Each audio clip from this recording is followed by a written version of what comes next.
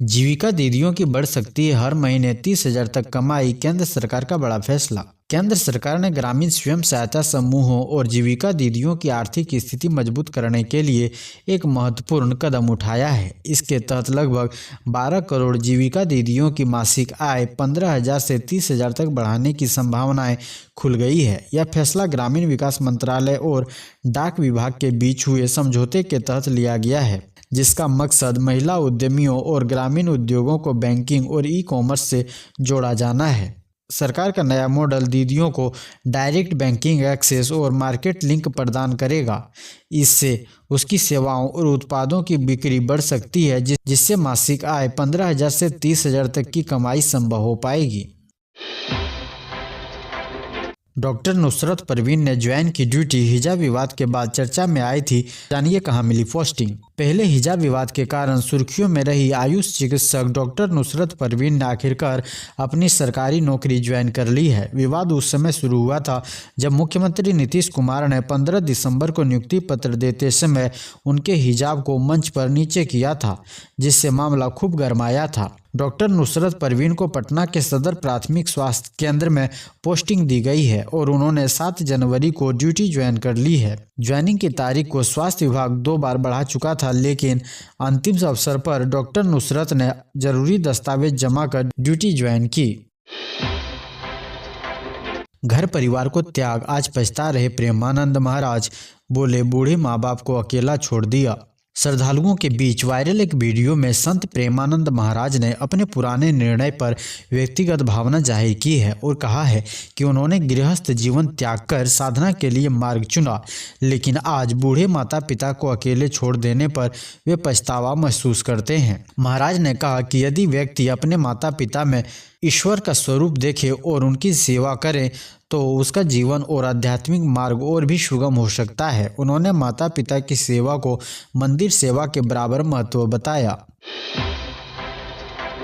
सीमा हैदर की कमाई का काला सच, कहां से आए 3 करोड़, चोरी छुपे ले रही है पाकिस्तान से मदद। सोशल मीडिया और वायरल वीडियो में यह दावा फैल रहा है कि सीमा हैदर के पास करीब 3 करोड़ रुपए कैसे आए, पाकिस्तान से मदद मिल रही है। इसके बारे में सच्चाई स्पष्ट हुई है। सीमा हैदर जो पाकिस्तान से भारत आई है और नोएडा में अपने साथी सचिन मीना के साथ रहती है, यूट्यूबर जैसे प्लेटफॉर्म पर वीडियो बनाकर और विज्ञापन से आमदनी कर रही है।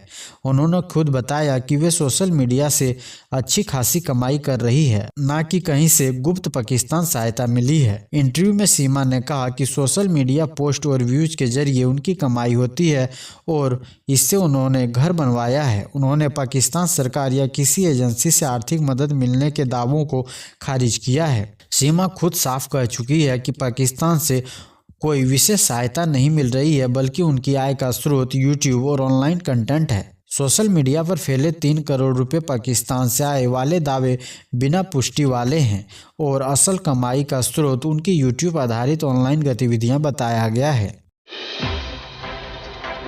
35 साल बाद बंद हुआ बच्चों का फेवरेट कार्टून डोरेमोन।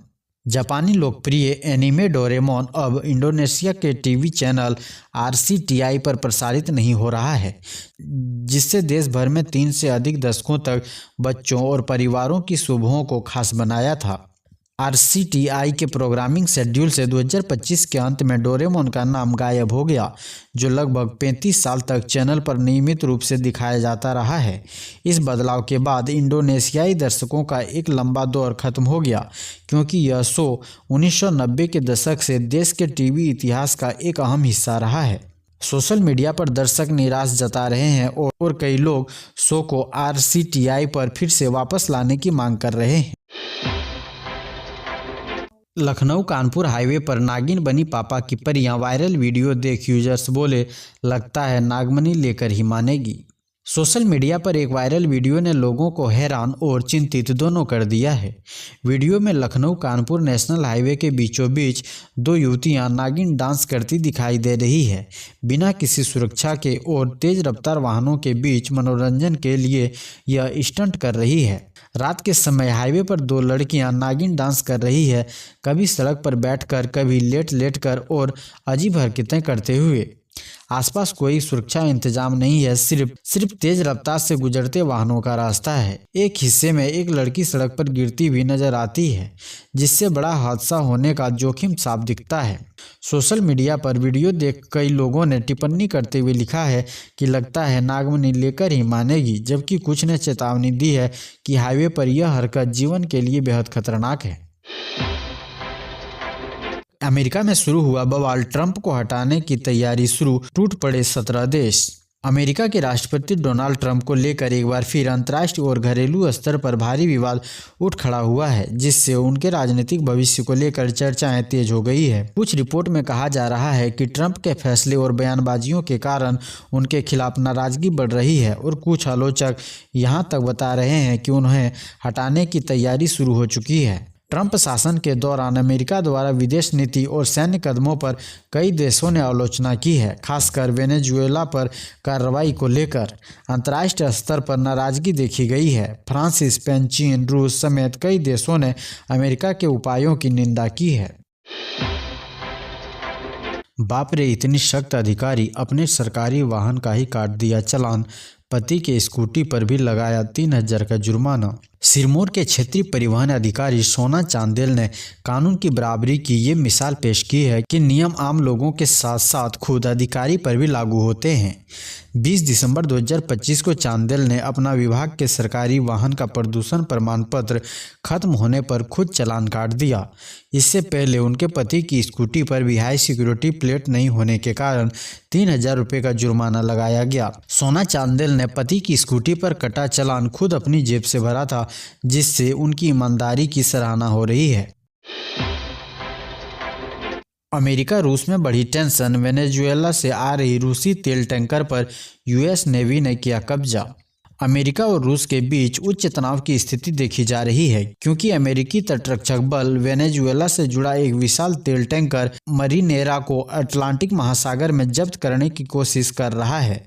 यह जहाज पहले बेला 1 नाम से परिचित था और वेनेजुएला के तेल व्यापार से जुड़ा बताया जा रहा है। अमेरिका पिछले लगभग 2 हफ्तों से एक टैंकर का पीछा कर रहा है और उसे रोकने के लिए हेलीकॉप्टर से बोर्डिंग की कोशिश भी की गई। टैंकर ने अमेरिका आदेश मानने से इनकार कर दिया और अपना नाम बदलकर रूसी झंडा लगा लिया। रूस की नौसेना ने टैंकर के पास पनडुब्बी और युद्धपोत तैनात किए हैं, जिससे अमेरिका रूस समुद्री तनाव बढ़ गया है। रूसी मीडिया का दावा है कि अमेरिका एक नागरिक जहाज को रोकने की कोशिश कर रहा है, जबकि अमेरिकी अधिकारी इसे प्रतिबंधों का उल्लंघन बता रहे हैं। फर्जी है ट्रंप, कहा मुझे सर बोलते हैं मोदी। 68 नहीं सिर्फ 28 अपाचे, झूठे दावे की खुल गई पोल। दुनिया भर में चर्चा में आए अमेरिकी राष्ट्रपति डोनाल्ड ट्रंप के बयान के दावों की सच्चाई सामने आ गई है। ट्रंप ने हाल ही में एक सार्वजनिक संबोधन में दावा किया कि भारतीय प्रधानमंत्री नरेंद्र मोदी उनके पास आए और कहा, sir may I see you please, तथा भारत ने 68 अपाचे हेलीकॉप्टर्स अमेरिका से खरीदे हैं। भारत ने वास्तव में इतने हेलीकॉप्टर नहीं खरीदे। भारत ने कुल केवल 28 अपाचे हेलीकॉप्टर का ऑर्डर दिया था और उनकी डिलीवरी दिसंबर 2025 तक पूरी हो चुकी है। ट्रंप का 68 हेलीकॉप्टर वाला दावा गलत है और यह तथ्यात्मक रिकॉर्ड से मेल नहीं खाता। ट्रंप के बयान के अलावा कोई आधिकारिक पुष्टि उपलब्ध नहीं है कि प्रधानमंत्री मोदी ने वास्तव में ऐसा संवाद किया। ये बयान काफ़ी प्रसारित हुआ है, लेकिन सार्वजनिक स्रोतों में इसे पुख्ता रूप से सत्यापित नहीं किया गया है।